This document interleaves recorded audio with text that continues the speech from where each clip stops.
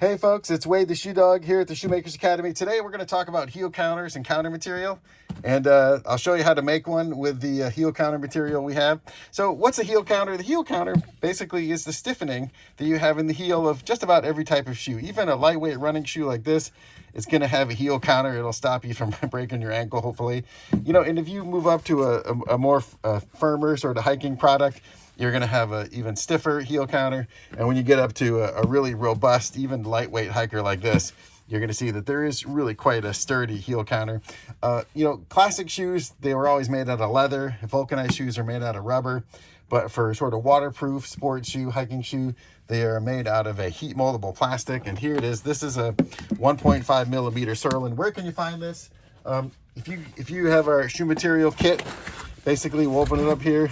And amongst all the lasting boards and liners and strobles and stuff, and easy, super tough, you'll find here's the heel counter material right here in our kit. So that's available. Okay, so let's get rid of that. Okay, so here's our heel counter material.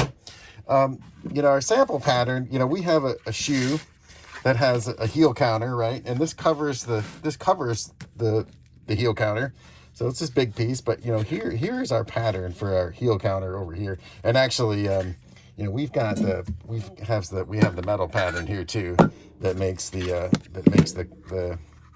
heel counter, and then the internal counter right here. So we could actually use this metal piece. I mean, the factory, they would use the metal to cut it, but we're just gonna trace it. So we'll get rid of that stuff over here. And so here's our counter.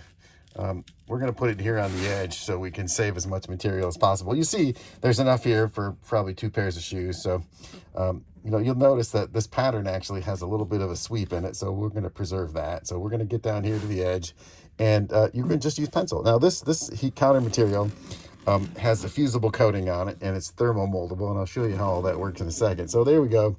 You know, we just traced out our piece here. This material, you could cut it with a razor blade, or one of these, you know, pattern knives. I'm gonna go fast here, and I'm just gonna use a pair of shears here. You know, not the best, cleanest way, but you'll see how easy it is to cut this material. So you'll go slower, and you'll be more careful. But we're trying to do this quick here, so we'll just cut this down.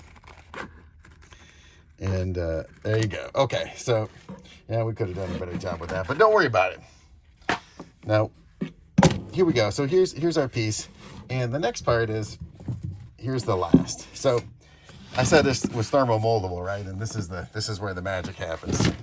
So let's get our heat gun out here. We just got a Wagner here, and you'll see just after it takes just a couple of seconds, and any curve that's in the material is going to relax.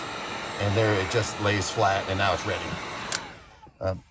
Be careful. Now, this is a little bit sticky because this has the fusible coating on it, but you can see already how flexible it is. And we're just going to take this, and we're just going to wrap it right around the last.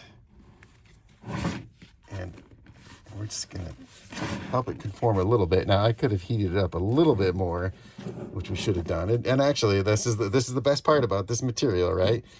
So we've got it on here. And it's not quite there yet. So what we're going to do is we're going to hit it with some more heat.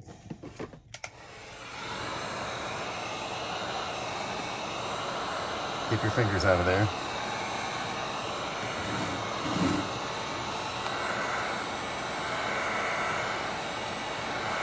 And there's lots of other techniques here. You could actually staple it in the middle, or however, you know, if you have a lasting jack, you know, it might be useful to pin it on there, but we're just going to try to go quick here, and you can just see how it wraps.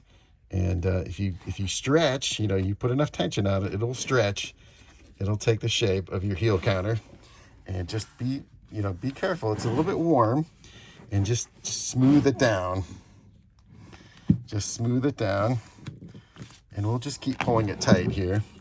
And in the end, we'll trim off the bottom if we've got a little extra. And there you go. So just keep that on there, and look at how that takes the shape. Look at that nice curve. Now we've got a little wrapped around the bottom. You know what? And that's actually not a bad thing. to help hold it in place. But look how it takes the shape, right? You know, if you just let that sit for a couple of minutes, it'll cool off and it'll be a nice firm shape. You know, the other trick is if you've already got the lining, you know, if you've assembled your shoe or partially assembled your shoe, you've got your lining lasted and your upper's not tight yet, you can go ahead and heat it up, slip this in, glue it up, right? But again, that is, it's cooled off a little bit now, and we'll just back it up here. And there you have a beautiful 3D heel counter. Once that really cools off, it'll be a little bit firmer. But that's how this works. Again, it's in our shoe material kit, and we also sell sheets of this in pairs. So you can buy 2 sheets at a time. So that's it. That's heel counter material. Again, depending on what kind of shoe you're going to make, you know, and actually because we have the toe counter material also, that's 0.5. If you're doing a really lightweight shoe, you can actually take the toe counter material and use it as a heel counter, and actually vice versa. If you're making a really rugged hiking boot, you can take this heel counter material and use it to make your toe counter. So that's it, folks. Thanks for watching. I hope this helps. Really easy.